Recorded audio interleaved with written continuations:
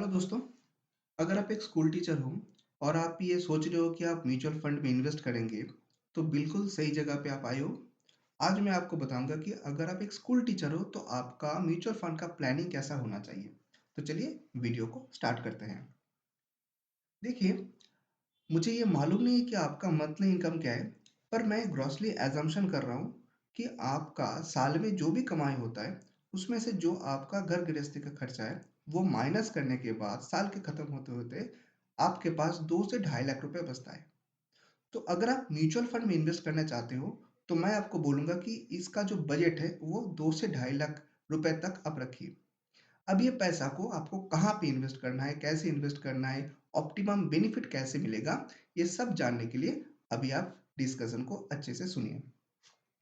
तो देखिए, सबसे पहला जो गेटवे है आपका म्यूचुअल फंड का, वो है कि आपको ये सोच के चलना है कि आपको टैक्स सेवर म्यूचुअल फंड जो है वो पहले करना है। टैक्स सेवर म्यूचुअल फंड क्या है?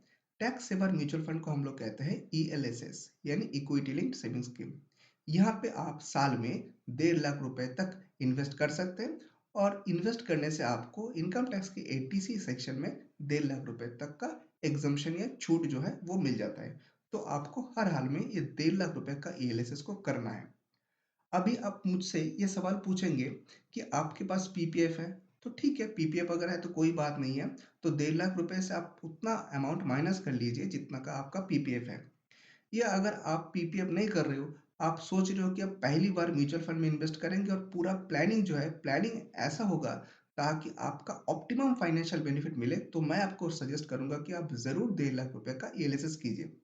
इसका सबसे बड़ा फ़ायदा ये है कि देखिए, दूसरा जो इन्वेस्टमेंट होते हैं, जो आपको टैक्स सेविंग का बेनिफिट देते हैं, वहाँ पे कम से कम आपको 5 साल इन्वेस्ट करना पड़ता है। जैसे कि अगर आप एफडी करेंगे तो आपको 5 साल इन्वेस्ट करके रखना है। अगर आप पीपीएफ करेंगे तो 15 साल आपको इन्वेस्ट करके रखना है। पर वहीं पे ईएलएसएस में 3 साल आपका लॉक इन पीरियड है। यानी 3 साल इन्वेस्ट करने से आपका एटीसी का डिडक्शन जो है वो एश्योर हो जाता है। तो आपका जो म्यूचुअल फंड का बजट है उसमें 1.5 लाख रुपए आपको इन्वेस्ट करना है ईएलएसएस पे। अभी आप मुझसे पूछेंगे कि कहाँ पे इन्वेस्ट करें? बहुत सारे म्यूचुअल फंड है, तो मैं आपको 3 म्यूचुअल फंड सजेस्ट कर रहा हूँ। देखिए, मार्केट में कोई भी म्यूचुअल फंड आप ऑप्ट कर सकते हैं, कोई इश्यू नहीं है। पर अगर मैं एक कंज़र्वेटिव इन्वेस्टर की बात करूँ, अब कंज़र्वेटिव इन्वेस्टर कौन है? कंज़र्वेटिव इन्वेस्टर वो है कि वो हमेशा सोचते हैं, मैं जहाँ पे पैसा लगा रहा हूँ, वो सेफ रहे, सिक्योर रहे और आम तौर पे सारा जो इन्वेस्टर है, जो जगह पे मोस्टली इन्वेस्ट करते हैं, हम लोग उसको सेफ ज़ोन कहते हैं। तो मैं आपको अभी 3 ऐसा म्यूचुअल फंड का नाम बताने जा रहा हूँ। पहला है निप्पॉन। अब देखिए, निप्पॉन में अगर आप इन्वेस्ट करेंगे 1.5 लाख रुपए, अब ये 1.5 लाख रुपए आप वन टाइम इन्वेस्ट कर सकते हैं या फिर आप एक काम कर सकते हैं, 12,500 करके हर महीना एसआईपी कर सकते हैं ईएलएसएस के लिए। तो उसमें आपको साल भर का 1.5 लाख का जो इन्वेस्टमेंट है वो हो जाएगा। तो निप्पॉन में अगर आप 1.5 लाख रुपए इन्वेस्ट करेंगे 12,500 एसआईपी के तहत, तो आपको 13.66% एनुअलाइज रिटर्न के हिसाब से आपको मिल जाएगा 10,55,920 रुपीज। अब बात करते हैं आईसीआईसीआई प्रूडेंशियल के बारे में। ये भी एलएसएस है। यहाँ पे भी अगर आप इन्वेस्ट करेंगे तो 5 साल के बाद आपको मिल जाएगा 15.71% एनुअलाइज रिटर्न के हिसाब से 11,10,663 रुपीज। अब आते हैं एचडीएफसी ईएलएसएस के बारे में। यहाँ पे इन्वेस्ट करने से 5 साल बाद आपको मिलेगा 11,20,647 रुपीज और इसका एनुअलाइज रिटर्न है 16.08%। ये जितना एनुअलाइज रिटर्न हम लोग बोल रहे हैं वो सारा पास्ट एक्सपीरियंस के बेसिस से हम लोग बोल रहे हैं। ये फ्लैक्चुएट कर सकते हैं और डेफिनेटली अगर ये फ्लैक्चुएट करेंगे तो आपका जो रिटर्न है वो भी डिवेट कर जाएंगे।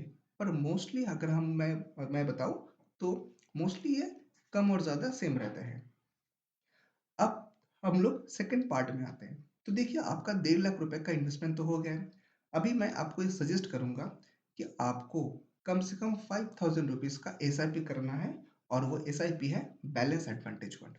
देखिए, म्यूचुअल फंड का जो गेटवे है, गेटवे ईएलएसएस से होके गुजर के जो पहला गेट है वो है बैलेंस एडवांटेज फंड।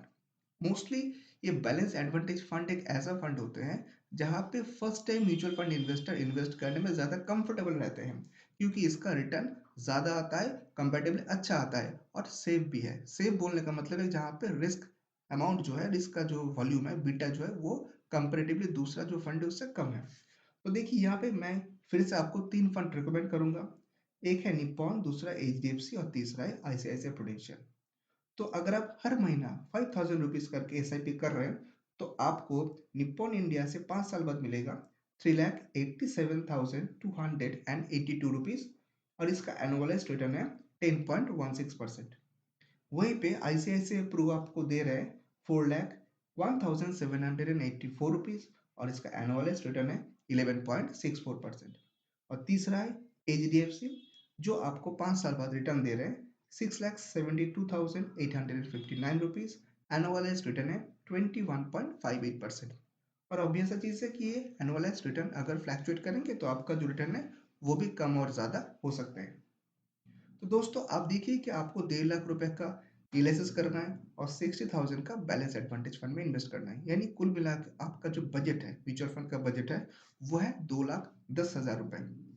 तो दोस्तों अगर आपको म्यूचुअल फंड में इन्वेस्ट करने का इंटरेस्ट है तो आप खुद से भी कर सकते हैं। अगर आप चाहे तो आप हमसे कंसल्टेंसी ले सकते हैं, या अगर आप चाहे तो हम आपके बिहाफ पे इन्वेस्टमेंट करके दे सकते हैं। मेरा कॉन्टैक्ट ईमेल आईडी आपको इस वीडियो के नीचे डिस्क्रिप्शन बॉक्स में मिल जाएगा। अगर आपका कोई भी रिलेवेंट क्वेरी है तो आप इस वीडियो के नीचे कमेंट बॉक्स में जाके मुझसे पूछ सकते हैं। आज के लिए इतना ही। बहुत जल्द मिलेंगे अगला वीडियो लेके। तब तक के लिए bye bye, take care and thank you.